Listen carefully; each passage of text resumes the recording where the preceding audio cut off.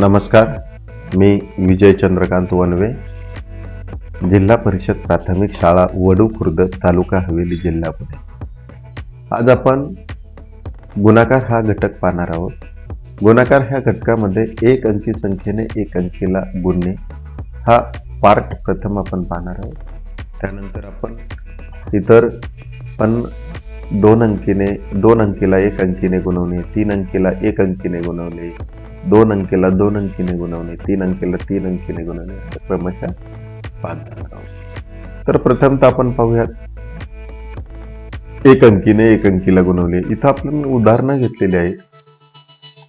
एक संख्या 5 आहे आणि तिला गुणण्यासाठी 3 अंक दिलेला आहे. 5 गुणिले 3 आपल्याला उत्तर काढायचे. याच्यासाठी आपल्याला अगोदर पाढे पाठांतर असणं आवश्यक असतं. ते पाढे आपल्याला कमीत कमी 10 पर्यंत पाढेपाठ असायला पाहिजे. जास्तीत जास्त आपण किती पण करू शकतो, 30, 40, 100 अशा पद्धतीने आपण हे पाढेपाठांतर करू शकतो. आता पहा, आपल्याला 3 गुणिले 5, तर 3चा पाढा 5 पर्यंत मोजायचा. मोजूयात आपण. 3 1 3, 3 2 6, 3 3 9, 3 4 12, 3 5 15. 3च्या पाढ्यात 5 नंबरला 15 आले, म्हणून इथं उत्तर आपलं किती झालं? 15 झालं. अशाच पद्धतीने 2चा पाढा 8 पर्यंत मोजायचा.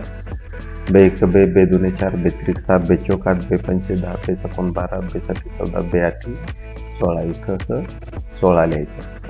अशा पद्धतीने आपण हे उदाहरण सोडू शकतो. आणि मुलांना उदाहरण सोडण्यासाठी हा PDF आहे अवेलेबल. सरावासाठी आपण ह्या पाठवून देऊ शकतो. खूप छान पद्धतीने मुलं सराव करतात, गणितं सोडवतात आणि खूप इंटरेस्टिंग आहे गुणाकार बेरीज वजाबाकी अशा ह्या PDF आपण जर मुलांना दिल्या तर मुलं सोडून आपल्याला आणून दाखवतात आणि त्यांना ते सराव करण्यासाठी पण व्यवस्थित होते.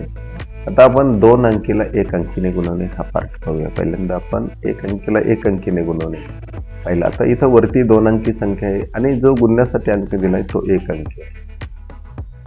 आता पहा, 36 गुणिले 7 ही संख्या आहे.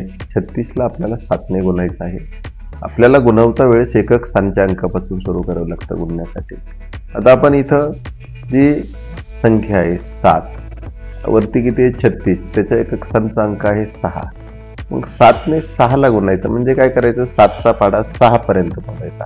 7 1 7, 7 2 14, 7 3 21, 7 4 28, 7 5 35, 7 7 42.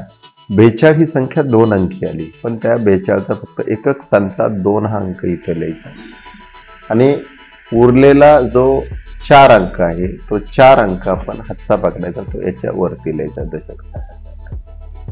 आता 7चा पाढा पुढच्या संख्येला गुणायचा. 7ने 6ला गुणून झाला. आता 7ने 3ला गुणायचं. 7चा पाढा 3 पर्यंत मोजायचा. 3ला गुणायचं म्हणजे 3 पर्यंत मोजूयात. 7 1 7, 7 2 14, 7 3 21.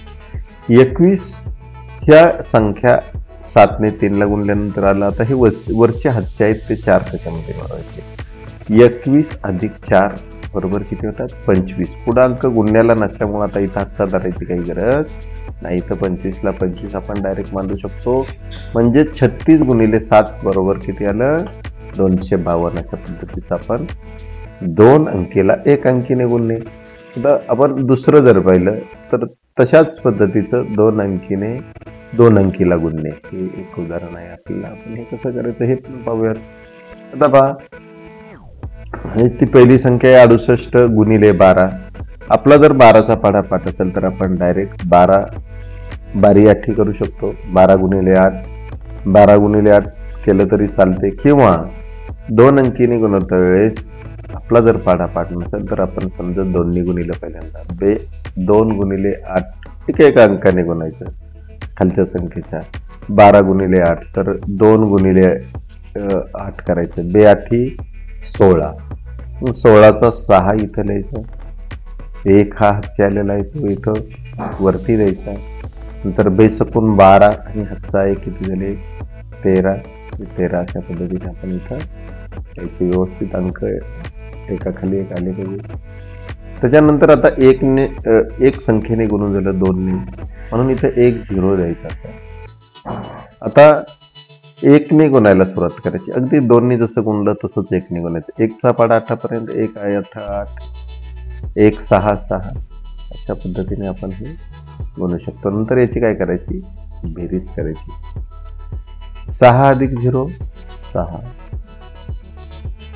3 अधिक 8 8 अधिक 3 11. इथं 1 लिहिला, 2 अंकी संख्या आल्यामुळे 1 लिहिला. 1 इथं आपण हातच्या पकडला, इथं 1 हातच्या पकडला.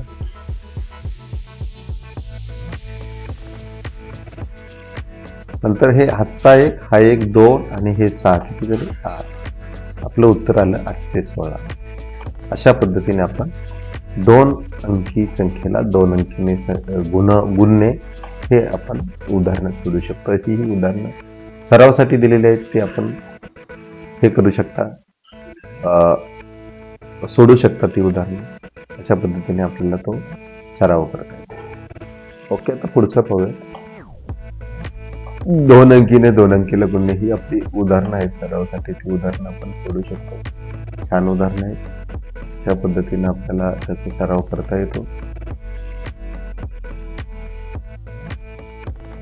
ही उदाहरणं आहेत आपल्याला सोडवण्यासाठी. आपण ही उदाहरणं सोडू शकतो, त्याचा सराव आपण करू शकतो आणि विद्यार्थ्यांना पण देऊ शकतो. अशा पद्धतीने आज आपण काय केलं, 2 अंकीने 2 अंकी संख्येला गुणणे हा घटक पाहिला आणि तो घटक पाहून उदाहरणे पण सोडून घेतली.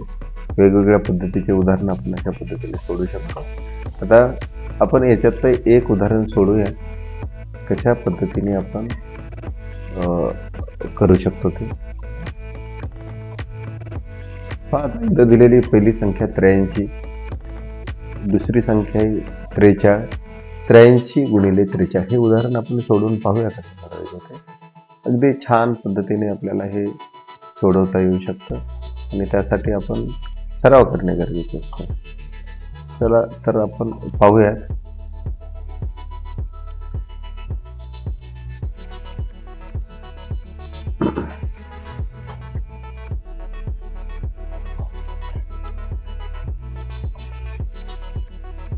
पहिली संख्या आहे 83 गुणिले 43. आता 83च्या एकक स्थानचा अंक आणि 43च्या एकक स्थानचा अंक. एकक स्थानापासून सुरुवात करायची. पहिल्यांदा 3 ने गुणायचं आपण. एक अंकीचा जसा गुणाकार करतो तसा. 3 त्रिक 9.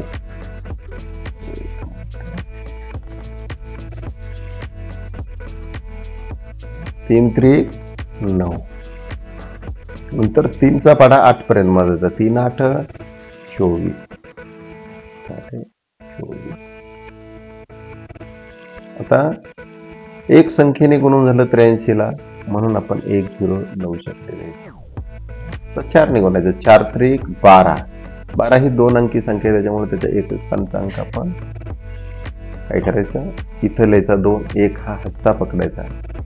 नंतर 4 8 32. 32 आणि हातचा 1 किती झाले 33. आपण अशा पद्धतीने लिहू शकतो. आपलं एकक स्थानाखाली एकक स्थान, दशक स्थानाखाली दशक स्थान, शतक स्थानाखाली शतक आणि हजार स्थानाखाली हजार. नंतर याची बेरीज करायची आपल्याला.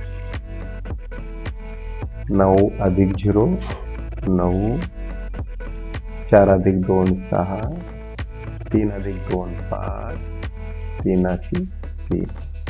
अशा पद्धतीने आपण ही उदाहरण सोडू शकतो. धन्यवाद. आणि मुलांना हे स्वाध्याय पण आपण सरावासाठी भरपूर देऊ शकतो. हे सराव दिल्याने मुलं खूप छान पद्धतीने सोडवतात, इंटरेस्ट घेतात. धन्यवाद.